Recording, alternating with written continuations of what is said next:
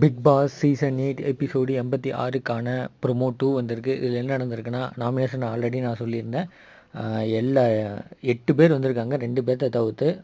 யார் யாருன்னா, Jacqueline, Vishal, Pavithra, rayon, Raanav, Arun, மஞ்சரி, தீபக் மற்றும்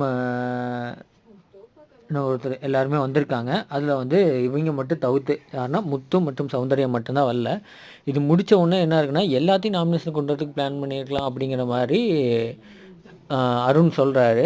ஆமாம், அதுதான் ஓப்பன் நாமினேஷன். அதுவே தெரியாதாட்டிருக்கு. நமக்கு பிடிச்சவங்களை போடுறது பேர் ஓப்பன் நாமினேஷன் கிடையாது. நம்ம இருக்கிற கண்டஸ்ட் எல்லாத்தையும் உள்ளே கொண்டு வந்துட்டு அதோட நாமினேஷன் தான் ரொம்ப ப்ளஸான நாமினேஷன் நான் நினைக்கிறேன். அருணும் அதை புரியல அவருக்கு அப்படிங்கிறது தான் தெரியுது.